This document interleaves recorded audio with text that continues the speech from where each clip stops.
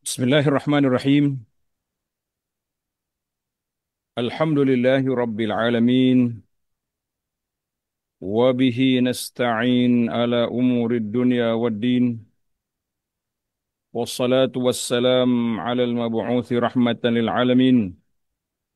Nabiyyina wa habibina wa qudwatina Muhammad ibn Abdullah. Wa ala alihi wa sahbihi. Wa man sar ala nahjihi wahtada bihadihi wastanna bisunnatihi ila yaumiddin. Amma ba'du. Muslimin dan muslimat, para jemaah, para penuntut ilmu, para pencinta Al-Quran dan Sunnah. Assalamualaikum warahmatullahi wabarakatuh. Alhamdulillah, syukur kita pada Allah Azza wa Jalla pada hari ini, 4 hari bulan 9 2025, bersamaan dengan 11 Syawal. 11 Syawal, maaf, 11 Rabiul Awal. 11 Rabiul Awal 1447. Sebelah bin Awas 1447, kita dapat teruskan pengajian kita dalam kitab Rukun Iman. Jadi alhamdulillah para jemaah sekalian, ini di antara nikmat yang besar. Sebagaimana kata di para ulama Islam, mereka mengatakan thalasu ni'am, 3 nikmat. La kasba lil abdi fih. Manusia ni tak ada usaha di situ. Tak boleh nak buat, tak boleh nak pilih sendiri, kecuali dengan pilihan daripada Allah Azza wa Jalla. Thalasu ni'am, tulis ni kata-kata hikmat. 3 nikmat ini la kasbalil abdi fihi, manusia ni tak ada nak pilih. Yang pertama, wujuduhu minal adami. Wujudnya kita ke dunia. Kita lahir. Adakah kita sendiri yang pilih? La. Allah Ta'ala pilih kita jadi laki-laki yang comel, lawa seperti yang kita ada sekarang lah. Kita kata lawa lah manusia ni. Dah cukup cukup syarat semua dah. Sebagai seorang manusia, lawa lah tu. Yang kedua, ni'matul Islam. Nikmat yang kedua yang besar anugerah Allah kepada kita, iaitulah Allah pilih kita menjadi orang Islam. Hadhihi ni'matun kubra. Yang ketiga, ni'matul hidayah. Nikmat kita menerima hidayah, petunjuk daripada Allah Azza wa Jalla. Allah Ta'ala curah dalam hati kita cinta kepada Al-Quran dan Sunnah. Cinta kepada Allah dengan Rasulnya sallallahu alaihi wasallam. Di saat kita duduk sekarang ni, 11 Rabiul Awal ni, di negeri kita 11. Di negeri Arab sudah berapa hari ni? Hari ni, cuba tengok dia punya, apa ni, hari ni sudah 12. Dia panggil Taqwim Ummul Qura, hari ni sudah 12. Jadi orang sibuk atas dunia hari ni menyatakan cinta mereka kepada Nabi sallallahu alaihi wasallam. Kita juga menyatakan cinta kita kepada Rasulullah sallallahu alaihi wasallam. Tak ada orang daripada kita kecuali semuanya meletakkan harapan tinggi bahawa kita mencintai Nabi sallallahu alaihi wasallam lebih daripada segala-galanya. Maka para ulama mengatakan cinta diminta bukti. Bila ada cinta, mana bukti awak cinta? Oi, kami dah buat perarakan 3 kilometer. Kami dah bergendang dalam masjid sana sini. Kita kata tak apalah, itu tanda cinta. Tapi tanda itu adakah diluluskan oleh syarak? Seperti telah menjadi amalan golongan salafus salih, mereka dah buat benda tu. Ataupun cinta yang kita reka sendiri, berdasarkan kepada apa yang disukai oleh orang, maka kita mengatakan ini satu daripada muhasabah yang perlu kita ukur. Yang perlu kita ukur, adakah cinta kita tepat dengan apa yang disebut, diajar oleh Nabi SAW, sebagaimana yang telah disebut oleh Allah dalam Quran, qul in kuntum tuhibbunallah fattabi'un. Kalau kamu betul cinta kepada Allah ni, ikut aku. Jadi kalau kita cinta duk reka sendiri, naya. Jadi para jemaah sekalian, Alhamdulillah, nikmat kita ada atas dunia. Yang kedua, nikmat Allah Ta'ala pilih kita menjadi seorang Muslim. Yang ketiga, nikmat Allah Ta'ala anugerahkan kepada kita mencintai Allah dengan Rasulnya Sallallahu Alaihi Wasallam sebagaimana yang dipilih oleh jalannya dipilih oleh golongan salafus saleh terhadap Allah dengan Rasul. Mudah-mudahan kita semua diberi rahmat, dilimpahkan kurniaan yang besar dalam mencari hidayah ini dan layaklah kita untuk bertemu dengan Nabi sallallahu alaihi wasallam di mahsyar sampai ke kolam baginda, sampai tersenarai sebagai orang yang duduk di bawah syafaati sallallahu alaihi wasallam dan dipandu kita ke dalam syurga. Amin ya rabbal alamin ya mujibas sailin. Baiklah para jemaah sekalian, itu mukaddimah kita sempena dengan hari cinta Nabi sallallahu alaihi wasallam di seluruh dunia. Baik para jemaah, sambungan kita di buku rukun iman, kita masih lagi beriman dengan rukun iman yang ke akhir, yang keenam, iaitulah al-imanu bil qada'i wal qadar. Beriman dengan takdir ketentuan Allah Azza wa Jalla. Tuhan takdir apa kepada kita? Kita beriman, kita percaya, kita akur, kita terima. Jadi tak boleh kita main-main je kata tak apa, ikut aku nak buat gapo. Tidak boleh. Kita boleh beriman mengikut apa yang diajarkan oleh Nabi sallallahu alaihi wasallam. Kita beragama pun sama juga, tak boleh suka-suka ikut aku nak baca nak kita kata agama ini ada tanda dia, ada pedoman dia, ada dia punya jalan dia. Jadi alhamdulillah beberapa CD yang telah lepas kita telah bincang dalam tajuk ini sangat sangat sangat penting. Bagi anaknya bab qada dengan qadar ni kita perlu kepada perincian sedikit sebab besar dia punya kesan dalam jiwa manusia kalau mereka memahami takdir Allah Azza wa Jalla, hilang kita punya stres, hilang kita punya kemurungan dan banyak penyakit-penyakit yang menimpa manusia ni insya-Allah hilang dengan adanya kefahaman yang jitu terhadap al-qada wal qadar, terhadap al-qada wal qadar.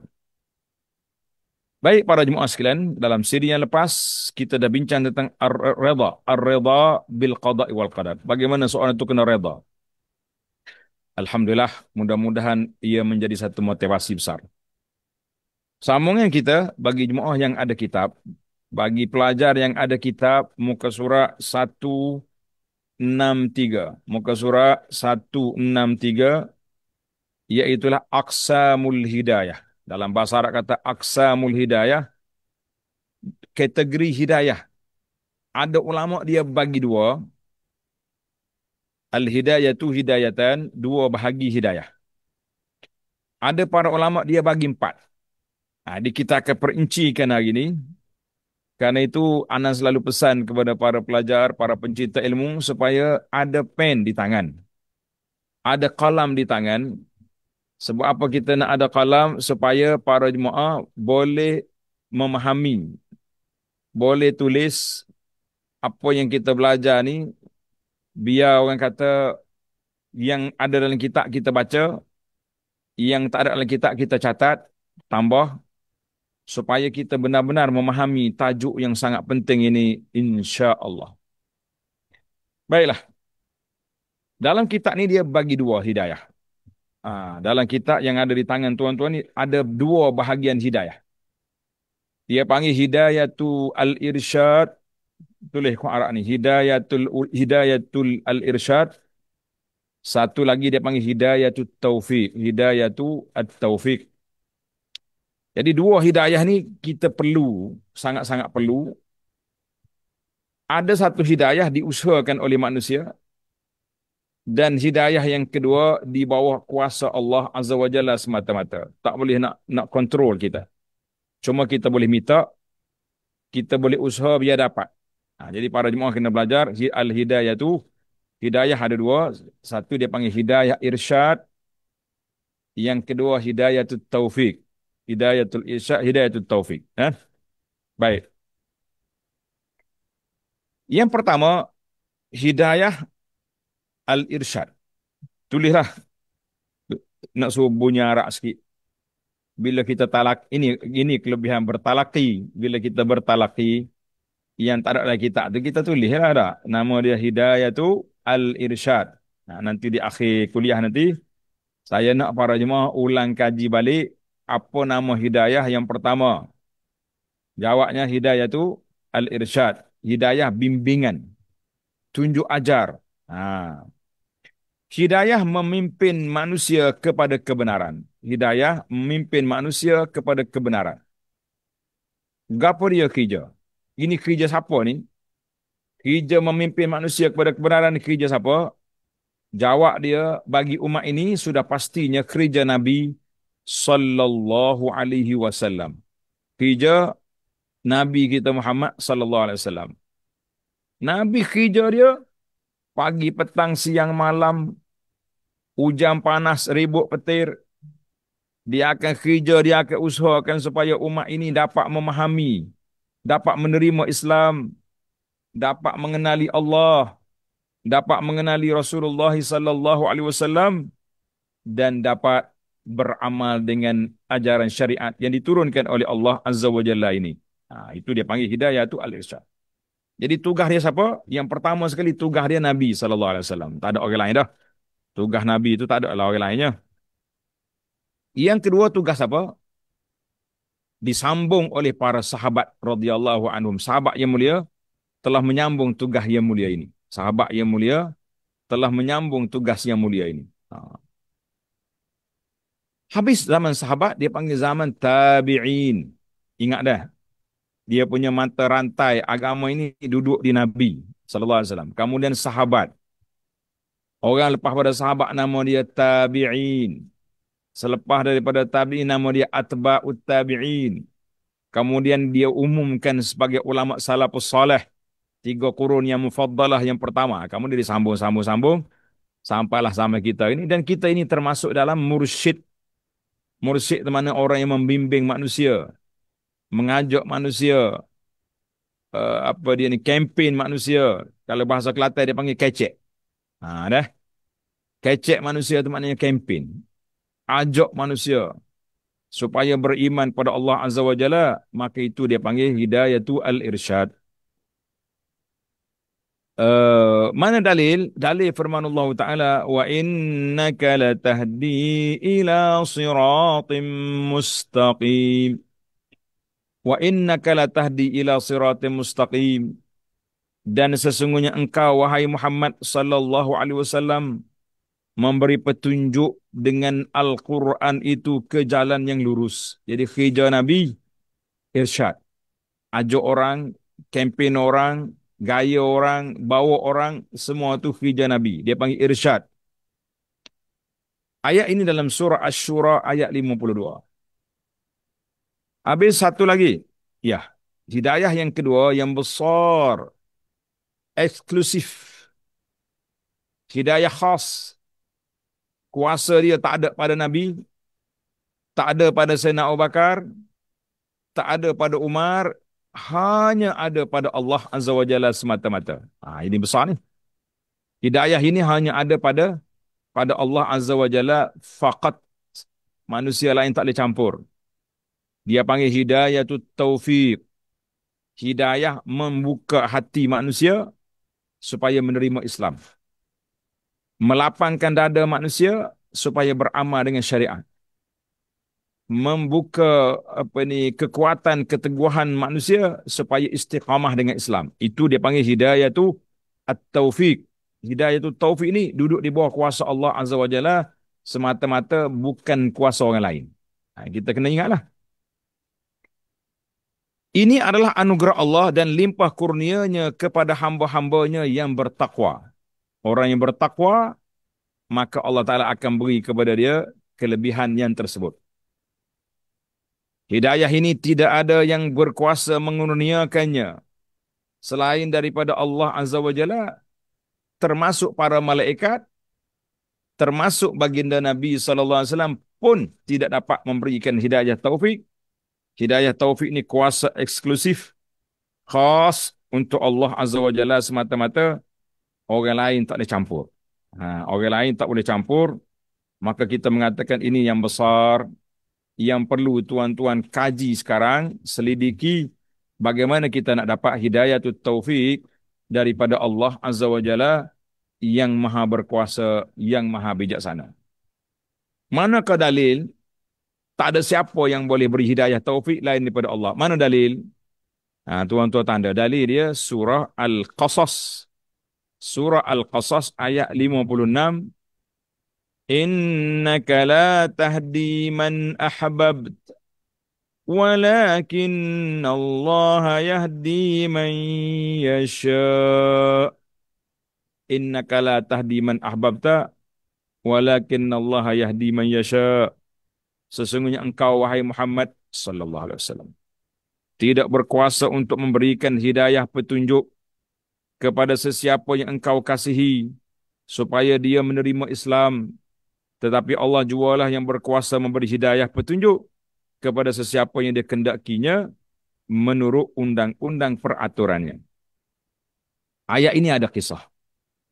Apa dia kisah dia? Kisah dianya sewaktu pak saudara Nabi Abu Talib.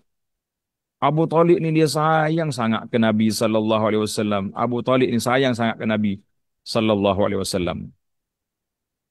Bila orang nak khianat Nabi, dia bela. Waktu datuk Nabi Abdul Muttalib mati, dia yang jaga anak yatim ni, Muhammad sallallahu alaihi wasallam ni yatim. Abu Talib jaga.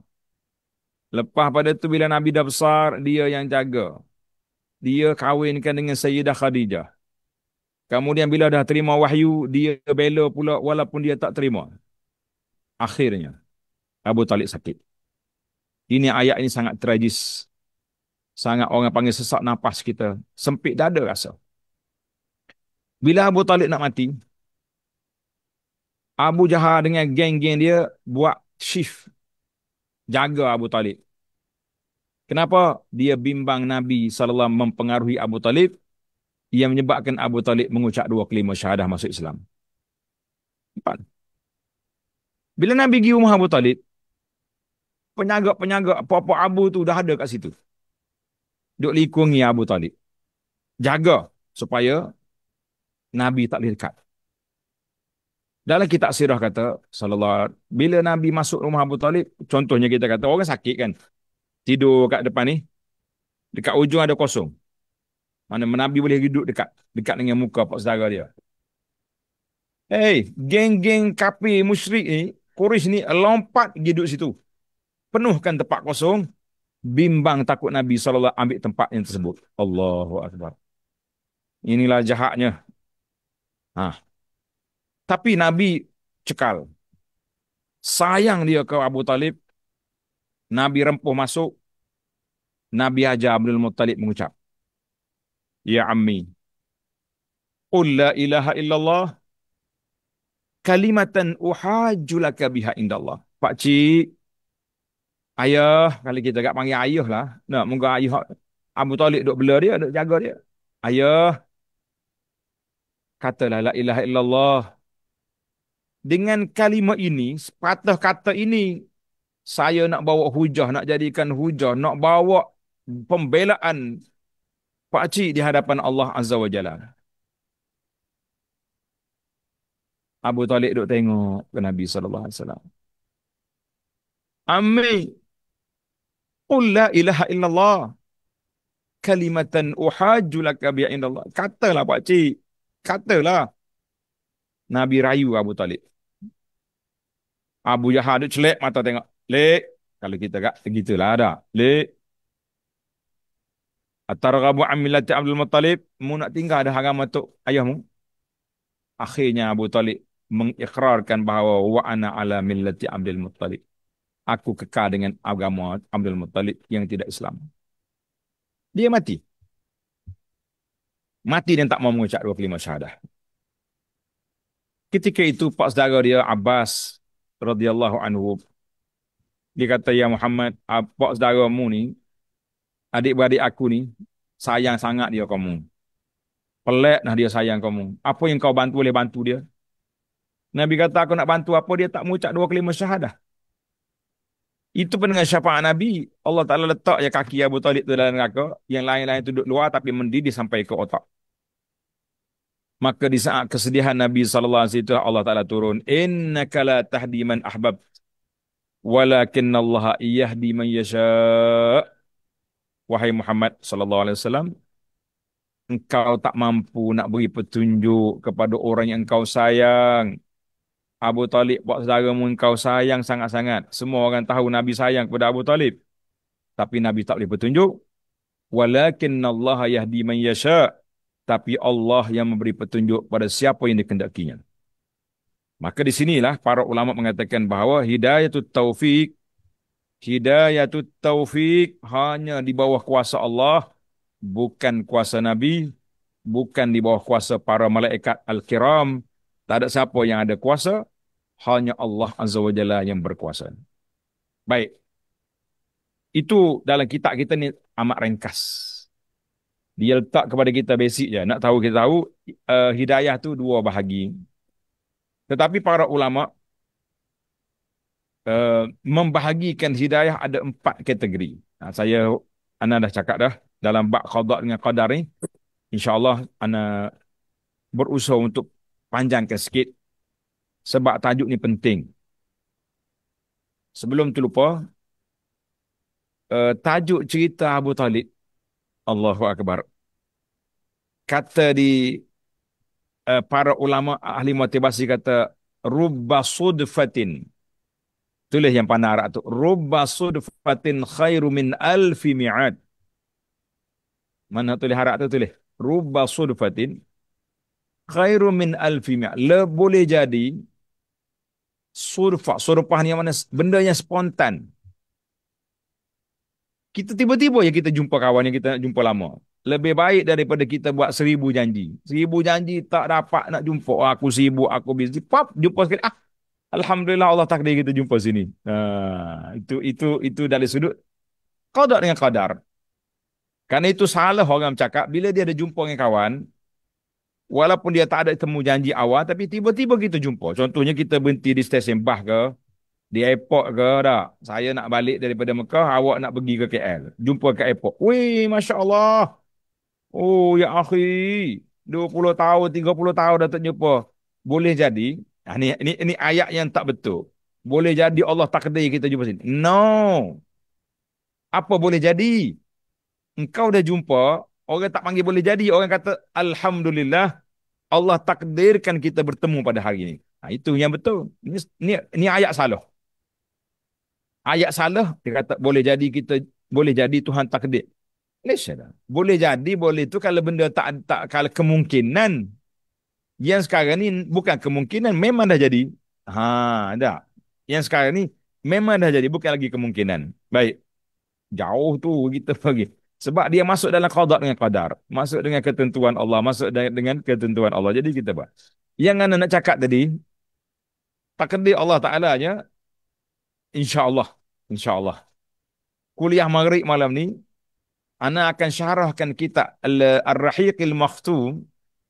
Tajuk dia, Quraisy kepung Abu Talib. Quraisy tekan Abu Talib supaya ambil tindakan ke atas anak saudara dia Muhammad sallallahu alaihi wasallam. Masya-Allah. Kita tengok nanti kita kait dengan ayat yang kita baca tadi sangat sedih tuan-tuan. Sangat sebab kita rasa Abu Talib ni, tuan-tuan tunggu malam ni lepas maghrib dah, jangan lari. Kitab dia Ar-Rahiqil Makhtum. Yang dah ada kitab siapkan kitab, yang tak ada kitab siapkan nota insya-Allah. Abu Talib ni Masya Allah, dia akan bela Nabi, bela sengoti-ngoti. Orang Kelantan kata, bela sengoti. Jaga sungguh Nabi. Sehingga apa ni dia diancam oleh Quraisy. Tapi Abu Talib kekal dengan membela Nabi sallallahu alaihi wasallam dengan pembelaan yang cukup kasih sayang. Tapi malangnya bila dia dihasut oleh kawan-kawan yang jahat, yang akhirnya dia turunlah ayat Quran, innaka la tahdi man ahbabta walakinnallaha yahdi man yasha. Baik, yang saya nak tambah sikit lagi tadi. Sebahagian ulama dia kata aqsamul hidayah arba'atu. Al-huda arba'atu aqsam. Tanda semula pelajar. Yang dua tadi betul dah, sesat tu. Itu ringkasannya, kesimpulannya duduk kat situ. Tetapi secara globalnya, secara ijmali, secara terperinci, dia ada empat hidayah. Empat hidayah. Yang pertama, al-hidayatu ila masalihid dunia. Petunjuk, bimbingan, motivasi untuk kepentingan dunia semata-mata. Macam kita ni lagi kerusuh tu kerusuh ni kan. Kerusuh tu kerusuh ni, kerusuh naik pangkat lah, kerusuh kilang lah, kerusuh buat kek lah, kerusuh bagi orang hospital, kerusuh dia punya ubat-ubatan lah. Macam-macam kerusuh. Lima salihid dunia, untuk kepentingan dunia semata-mata, maka bimbingan tersebut, hidayah tersebut, petunjuk tersebut mushtarakun bainal hayawanin natiq wal a'jam, sama je. Manusia Arab ke manusia Melayu, mukmin dengan kafir, pandai-pandai belaka bercakap. Kalau kita tengok motivator, pengkurusuh-pengkurusuh kan, orang-orang bukan Islam pun, sedap dia cakap. Oh, jangan main. Walaupun dengan cara dia, yang tak kait dengan Quran, dengan sunnah, tapi sedap dia cakap. Bila kita dengar tu, kita rasa kagum. Tak, boleh terima. Maka itu dia panggil hidayah lima salihid dunia, maka itu mushtarakun di antara orang Islam dengan kafir, orang cerdik dengan orang tak cerdik, semua manusia ni ada petunjuk masing-masing, itu kehidupan dunia. Wasani al-huda as-sani, petunjuk yang kedua, petunjuk nak ajak manusia kepada kebaikan di dunia dan di akhirat.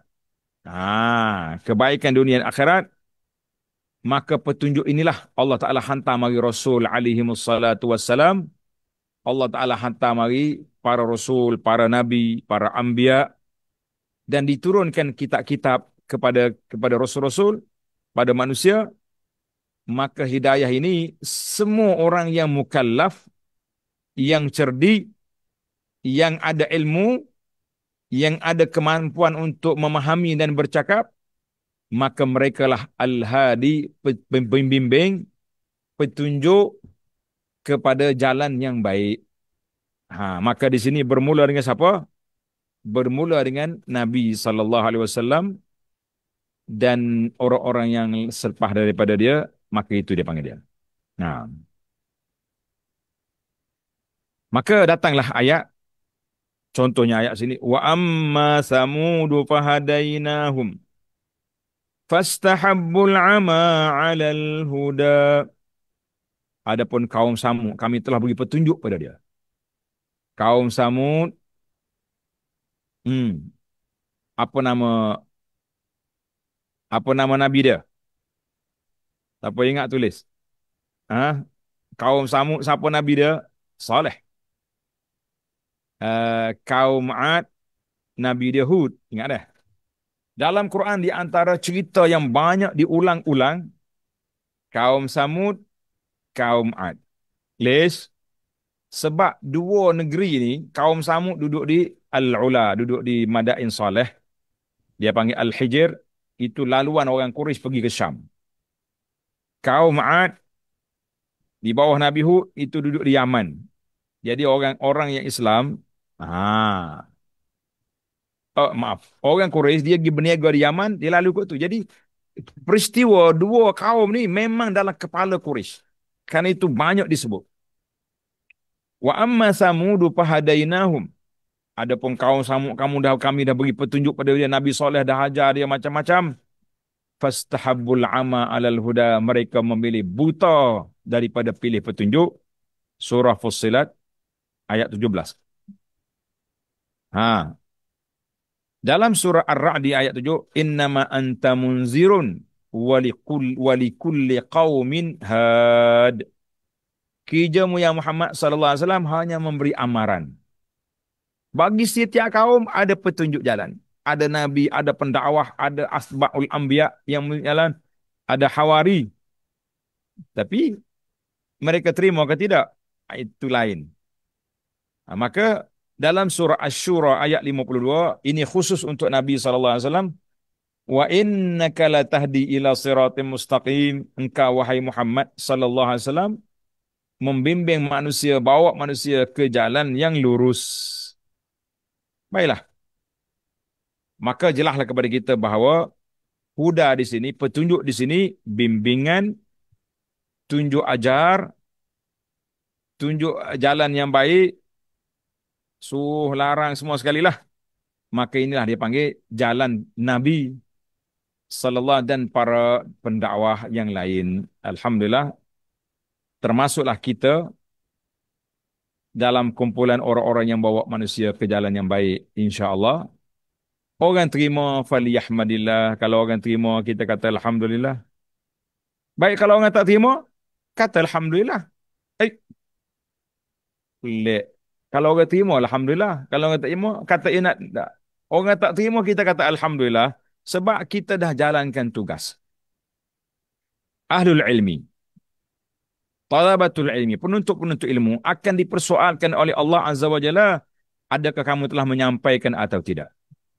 Insya-Allah kita yakin dengan rahmat Allah, kasih sayang Allah, Allah tak akan tanya kita mau berjaya ke tidak dalam dakwah kamu. Tapi kita akan dipersoalkan mau dakwah ke tidak?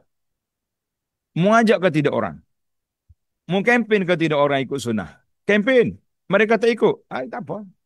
Biar dia tanggungjawab sendiri depan Tuhan. Tapi kalau kita tak kempen, kita ada ilmu, kita tak kempen, habis nak suruh siapa kempen? Sebab itulah saya duduk tulis buku macam-macam kempen. Di antara buku yang cantik tuan-tuan tengok ni, nama dia Sunnahmu Amalanku. Dalam buku ni, kita ajar tentang solat-solat sunat. Solat-solat sunat, bacaan-bacaan. Kalau saya tulis kat buku ni, nama dia solat sunat. Berlambak buku ni kat kedai Ustaz. Tapi bila dia up dia punya tajuk, Sunnahmu Amalanku, orang lain kata, oh lain macam dia punya bahasa motivasi. Sunnahmu Amalanku. Jadi semangat. Kita letak sunnah dulu. Kita ikut kemudian. Jadi Alhamdulillah para jemaah sekalian, ini kempen-kempen yang telah kita buat atas dasar petunjuk hidayatul irsyad kita dah buat.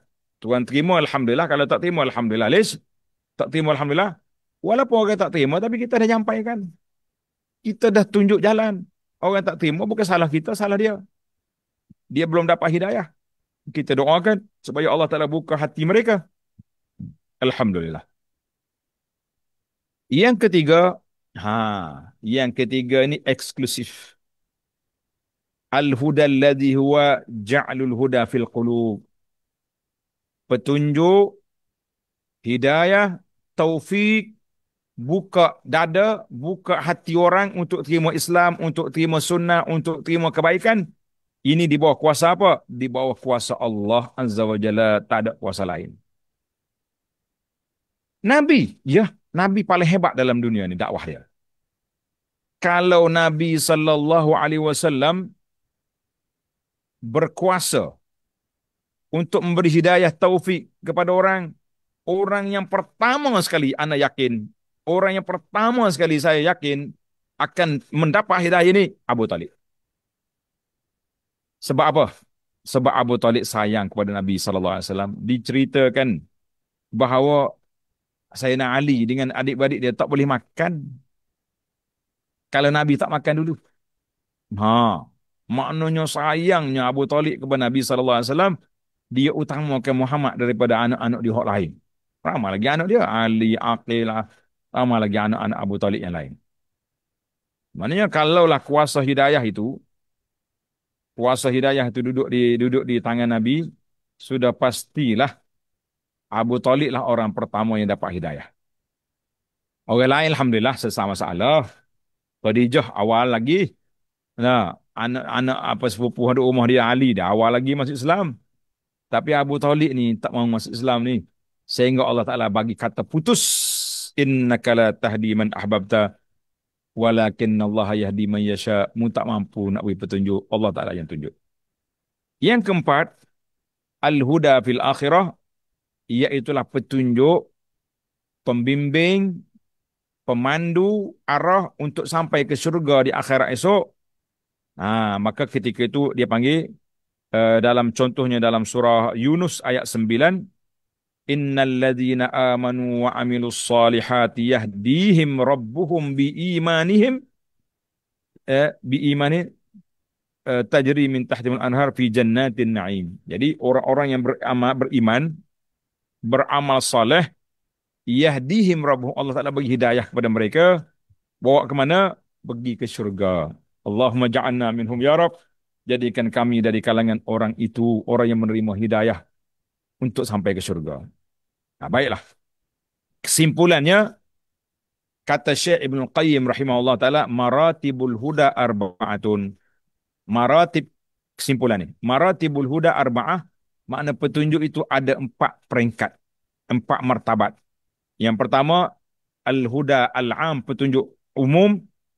Ini hak hijau bak manusia atas dunia, sama aja kafir dengan Islam. Semua pandai belaka cari makan, pandai belaka nak bini. Nah, ada ada seorang ustaz tu ganah dia bahasa dia. Bila kerajaan bagi ketetapan, orang-orang yang nak kahwin kena ada kerusu kahwin dulu. Kena kerusu kahwin tu kan? Kena ada sijil kerusu kahwin apa boleh isi borang nikah kan? Jadi ustaz ni dia bantah, dia kata, "Heh, orang zaman dulu tak kerusu kahwin, anak 15 seorang-seorang. Oh, kambing tak aja kerusu boleh anak juga." Oi, kita kata pocik ni pelik awak ni. Orang kerusu kahwin tu bukan soal hok bini tu semua pandai belaka. Hok buta pun pandai, hok celik pun pandai, hok bodoh pun pandai, hok cerdik pun pandai. Tapi menguruskan rumah tangga dengan baik, wah kena cerita. Allahu akbar, boleh dia. Jadi al-huda al-am itu mustarak di antara semua orang. Nah, yang kedua al-huda bermakna al-bayan wad-dilalati wat-ta'lim wad-da'wah, dengan makna petunjuk bimbingan, maka ini semua mukallaf, orang yang cerdik yang belajar, semuanya pendakwah-pendakwah dimula dengan Nabi sallallahu alaihi wasallam sampai kiamat, maka itu kerja kita. Hijrah yang ketiga, iaitulah hijrah ini kuasa Allah Azza wa Jalla semata-mata, hidayah itu taufik. Tak ada orang lain yang boleh campur. Hijrah yang keempat, al-hidayah itu yaumal ma'ad. Pembimbing pada hari kiamat, nak tarik orang ini pergi ke syurga. Allah maja'ana min ahliha. Baiklah, tamaklah kita dari sudut maratib al-hidayah. Maratibul hidayah, habis. Sekarang ni kita pergi kepada perbincangan para ulama. Para ulama ni, Masya Allah, tabarakallah, dia tak tinggal. Ini ayat ini menarik. Ayat ini menarik sebab Allah Ta'ala bagi 2 dalam Quran tadi. Ini dia panggil tadabbur hidayah. Tanda tadabbur hidayah ni, guru saya yang saya berguru daripada awal anak pergi ke Madinah sampailah dia meninggal dunia, nama dia Syekh Atiyah bin Muhammad Salim rahimahullah Ta'ala. Dia mengajar di Masjid Nabi. Kursi dia di tengah-tengah. Kalau kita masuk tengah-tengah masjid, di antara 2 tempat lubang tak ada atap tu, tengah tu, situ kursi dia. Kita pas duduk ngaji mana tu bekerja lah, berebut situ dulu. Jadi Syekh Atiyah ni dia punya bahasa apa ni, dia tulis sebuah kitab Ayatul Hidayah wal Istiqamah fil Quran. 2 jilid kita ada. Alhamdulillah, Syekh Atiyah rahimahullah dia kata, bila kita campur 2 ayat tadi, dia tak kontra. Innaka la tahdi man ahbabta. Mu tak boleh beri petunjuk pada orang yang kamu sayang. Kan? Yang kedua, apa dia? Wa innaka la tahdi ila siratal mustaqim. Engkau memberi petunjuk. Jadi ayat ni macam kontra, macam bertembung, belaga. Mu tak boleh petunjuk. Ayat Asy-Syura 52 kata, innaka la tahdi. Kaif hadha? Bagaimana ini? Maka jawab dianya, bukan bertembung. Ayat itu merupakan ayat yang perlu dikategorikan dia. Innaka la tahdi, mu ni bawa petunjuk, ay hidayatul irsyad wa ta'lim wa da'wah. Wa apa ni? Innaka la tahdi man ahbabta, itu ayat hidayatul taufiq, itu hak Allah Azza wa Jalla. Nabi pun tak dapat. Maka di sini kita mengatakan bahawa pilihan taufik itu betul-betul di bawah kuasa Allah Azza wa Jalla. Ketika turun Al-Quran, Al-Quran turun bilughati Quraisy, dengan bahasa Quraisy. Al-Quran turun dengan bahasa Quraisy. Abu Jahal dengar dia faham. Abu Lahab dengar dia faham. Abu Talib dengar dia faham. Siapa dengar dia faham. Dan 2 orang penentang Islam kuat pada di awal dulu, iaitulah Abu Jahal bin Hisham dengan Umar ibn Khattab. Maka Nabi SAW pilih, Nabi kita bilang, Allahumma a'izzal Islam bi ahadil umaraini. Ya Allah, engkau kuatkan Islam dengan salah seorang daripada Umar. Umar bin Khattab, atau Amr bin Hisham, Abu Jahal. Mau pilih hak mana? Maka ketika itu, dua-dua ni dengar Quran belaka. Dua-dua ni kenal Nabi SAW belaka.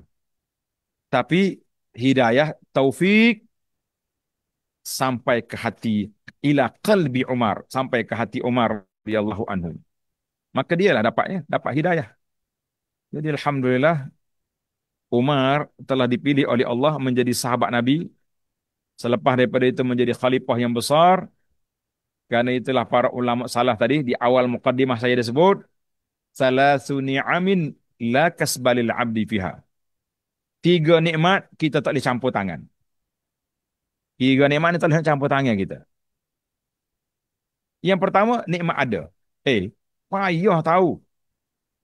Orang nak anak, tak dapat anak. Terpaksa kena pergi buat. Allah, dia punya proses nak dah boleh anak ni. Kok proses suami isteri tu sama ya dia dengan orang lainnya. Ha. Ada setengah orang sama 4 orang isteri dia. Rupa-rupanya mandu dia.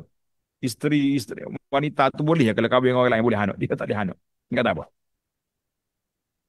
Ini ada kawan saya ni nak anak. Dia pergi buat proses di Kuala Lumpur tu, di hospital apa benda tu. Katanya 80,000 habis, 80,000. Boleh dapat 2 orang anak. Seorang meninggal, seorang hidup. Kalau dia dengar ni, kita doa lah Allah Ta'ala beri lagi anak kepada dia. Tak payah dia pergi ubat-ubat lah. Buat macam biasa ya. Allah majani syaitan insyaAllah dapat anak. Jadi ada manusia ni bukan usaha kita semata-mata. Bukan usaha kita semata-mata nak boleh anak. Kita buat, naam. Semua orang kahwin akan buat anak. Sama ya prosesnya. Lagu tu berlaku. Tapi orang ni boleh anak seorang, orang ni boleh 3 orang, orang ni boleh 10 orang. Nah, nak kata apa? Tak salah. Ini bukan tajuk kita ni. Yang kedua, ni'matul Islam. Nikmat Allah Ta'ala pilih kita jadi orang Islam. Kata Alhamdulillah. Alhamdulillah kita ni minal muslimin. Yang ketiga, tajuk kita ni ni'matul hidayah. Maknanya martabat yang kedua, kita ni semua orang Islam. Tapi walaupun Islam, ada orang yang terima hidayah lebih banyak, ada orang sikit. Ada orang dia terima hidayah daripada buku-buku amalan-amalan dia pun kalau kita tengok tak berpaksikan kepada Quran dengan sunnah secara orang panggil secara solid lah. Ada asal amalan tu memang ada lah. Baru ni sahabat saya bawa saya pergi jalan di Kamboja. Eh? Pergi jumpa dengan puak-puak yang mengaku Islam, dia panggil Islam Jahidin. Islam Cam apa nama ni. Tak semaya apa dia. Pakai serban belakang. Oh, tak saya dia pakai serban. Mufti dia terpakai serban. Oh, kita dia dengan penuh bangga dia kata saya ni semaya seminggu kali hari Jumaat. Kata mana boleh semaya 5 kali. Kali lah ya. Dia lawan kita pula. Kita pun tak pernah lawan kuat-kuat. Yang hambak dia, muka kapur dia kan. Nak ceritanya hidayah, ni'matul hidayah. Jadi ada orang yang Masya Allah suka kepada amalan. Tapi amalan hak dia tu mari daripada tu ayah ni. Tak mari daripada sumber autentik, sumber rasmi. Itulah sunnah Nabi SAW yang sahih. Dia tak ambil itu, dia ambil orang lain. Nak kata apa? Hidayah. Karena itu, satu lagi nikmat yang besar, dukhulul jannah. Yang pertama, wujuduhu minal adami. Satu. Ni'matul Islam wal hidayah. 2. Yang ketiga, dukhulul jannah. Nikmat masuk surga. Kita nak setara mana surga, memang kita nak, memang kita usaha. Tapi kalau Tuhan kata mu tak layak, tak layak. Sebab itulah Nabi SAW telah memberi kata-kata yang kuat. Nabi kata apa? Lan yadkhul ahadukumul jannah bi'amalihi. Tak ada seorang boleh masuk surga dengan sebab amalan dia semata-mata. Sahabat tanya, qalu wala anta ya Rasulullah. Tuhan sendiri tak boleh masuk surga. Nabi kata, wala ana. Illa an yataghammadanahu bi rahmatin minhu, kecuali dengan limpah kurnia Allah. Jadi para ulama mengatakan 3 ni tak ada usaha kita secara spesifiknya, kita boleh usaha kita dapat dengan rahmat Allah Taala. Apa dia? Wujud kita dunia, nikmat Islam dan juga hidayah, hidayah taufik, dan tiga nikmat dukhulul jannah. Allah maja'ana min ahla. Jadi siapa dia dapat nikmat yang ada ni, dia sudah ada atas dunia, dia sudah dapat hidayah Islam, dia sudah dapat syurga insya-Allah lah, kita yakin dengan pertolongan Allah, maka dia pujilah Allah sebanyak-banyak sebab wujuduhu biduni hidayatin kana adamuhu aula minhu. Kalau kita ada atas dunia tapi tak dapat hidayah, baik tak ada. Orang yang tak muncul atas dunia, tak pernah hidup atas dunia, dia tak ada syurga, tak ada neraka bagi dia. Tapi orang yang pernah duduk atas dunia, tapi tak dapat hidayah taufik, hidayah Islam dengan iman, neraka. Mana baik tak ada. Sebab itulah kafir. Di akhirat esok dia menyesal. Wa yaqulul kafiru ya laitani kuntu turaba. Weh lah kalau aku ni jadi tanah, tak muncul-muncul atas dunia, tak ada lah azab. Tapi nak buat lah. Ya, tak ada hidayah. Allahu Akbar. Maka dengan adanya hidayah inilah para jemaah sekalian, jadi kita kena tahu bahawa apa yang Allah SWT beri kepada kita, anugerah kepada kita ini besar. Jadi bagaimanakah kita nak menuntut hidayah? Bagaimanakah kita nak dapat hidayah? Jawab dia hidayah yang paling besar sekali, hidayah taufik. Allah SWT dah hajar kepada kita dalam surah Al-Fatihah yang kita baca secara rasminya 17 kali satu hari. Apa dia? Ihdinas siratal mustaqim. Ihdinas siratal mustaqim. Tunjuklah kami jalan yang lurus. Ini kita minta Allah Ta'ala tunjuk pada kita jalan hidayah. Sebab itulah para jemaah sekalian, bila kita solat, kita kena baca ayat ini dengan penuh khusyuk. Dengan penuh keikhlasan. Minta sebagai orang minta. Bila sampai ke ihdinas siratal mustaqim, ihdinas siratal mustaqim. Ya Allah, berilah kepadaku jalan yang lurus, jalan yang engkau redai, bukan jalan yang engkau benci, bukan jalan orang sesat. Jangan. Maka kata di para ulama, oleh kerana permohonan ini besar, kita nak minta, kita kena membesarkan Allah. Dengar ni. Azimul mas'alah, azimul mas'alah, nabda bita'zimillah. Tulis kata-kata Arab. Anda suka kut kata Arab ni sebab saya tahu para pelajar kita ni memang minat bahasa Arab. Azimul mas'alah natlubuhu bita'zimillahi azza wa jalla. Oleh kerana permohonan yang besar, kita nak minta, kita kena agungkan Allah azza wa jalla dulu. Bagaimana kita mula dengan Alhamdulillahi Rabbil Alamin. Segala puji bagi Allah, Tuhan pemilik alam ini. Puji Allah Ta'ala dulu. Sampai kepada Ar-Rahmanir Rahim. Rabbil Alamin, Ar-Rahmanir Rahim, Malik Yawmiddin. Barulah iyyaka na'budu wa iyyaka nasta'in. Baru kita minta ihdinas siratal mustaqim. Ya Allah, tunjuklah kami jalan yang lurus, jalan yang baik, jalan yang comel, jalan yang benar.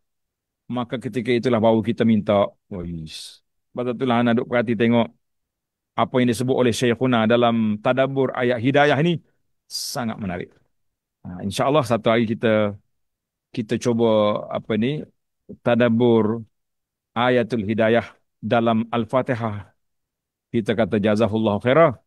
Allah Ta'ala lah bagi rahmat yang luasnya kepada guru-guru kami yang masih hidup dan yang sudah mati. Masya Allah, tabarakallah. Baiklah.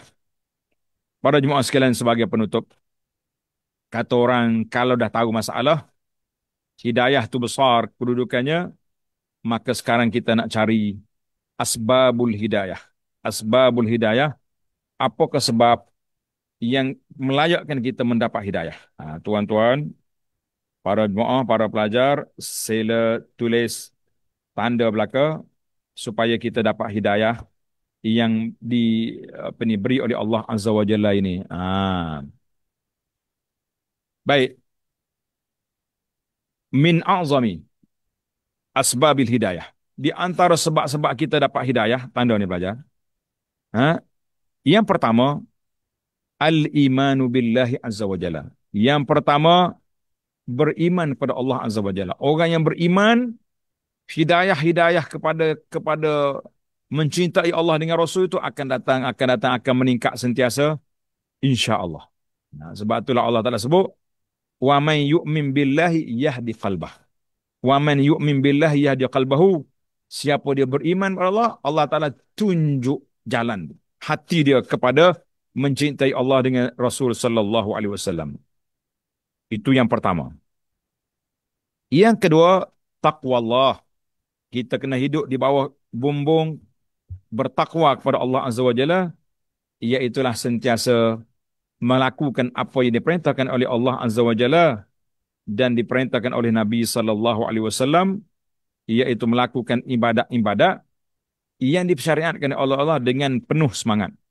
Nah, yang ketiga, al-hirsu ala mutaba'atin Nabi sallallahu alaihi wasallam. Kita kena berusaha untuk ikut Nabi. Ikut Nabi dalam semua ajaran dia. Bahawa Nabi kita ajar, kita kena ikut, kena mutaba'ah dengan penuh keikhlasan. Mutaba'ah tu dengan penuh semangat.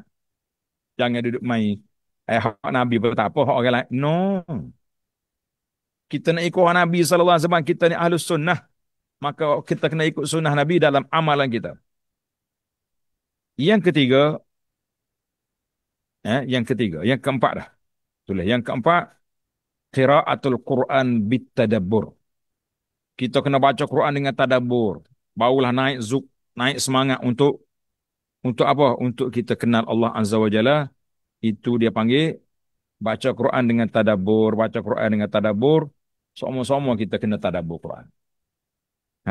Yang keempat, ad-du'a. Empat ke lima. Tulislah. Lima, ad-du'a wa su'alillah al-hidayah. Kena banyak doa. Mana doa yang paling mustajab? Tadi kita dah belajar kan? Doa yang paling mustajab, doa yang paling hebat sekali. Ihdinas siratal mustaqim. Tunjukkanlah jalan yang lurus. Sebab kita nak doa tu kita puji Allah dulu, kita tadabbur ayat dulu, Masya Allah, tabarakallah. Maka jadi mantaplah dia. Biiznillah azza wa jalla. Yang keenam, tulis. Yang keenam, suhbatus salihin. Kita kena bersahabat dengan orang-orang soleh. Tuan-tuan dengar dekat tadi, bunuh Abu Talib ke apa? Bapa Abu Talib usah binasa Abu Talib. Kenapa? Sebab pergi ikut Abu Jahal. Pergi dia ikut orang jahat. Bunuh pak dia. Allahu Akbar. Ini bahaya. Jadi kita kena bersahabat dengan orang soleh. Mudah-mudahan kita juga dapat tempias kesolehan mereka. Yang ketujuh, banyaklah amal soleh. Amal-amal soleh kita kena banyak. Semaya fardu tu wajib dah. Semaya sunat jaga. Puasa sunat, sedekah, infak kena banyak. Yang ke-8, letakkan keikhlasan di dalam semua amal kita. Biarlah kita ikhlas, insya-Allah. Dan yang ke-9, menjauhi kawan-kawan yang buruk perangai. Lebih-lebih lagi orang-orang yang suka buat maksiat, ahlul ma'asi, boykot, jangan hidup kawan dengan dia. Bahaya. Yang ke-10, menjauhi tempat-tempat yang boleh merusakkan akhlak. Banyak juga tempat. Waktu itulah setengah-setengah orang soleh ni. Ingat tak 99 orang yang nak taubat, 99 bunuh orang tu, di antara kriteria ciri-ciri taubat dia, dia kena pindah pergi hidup di kampung lain.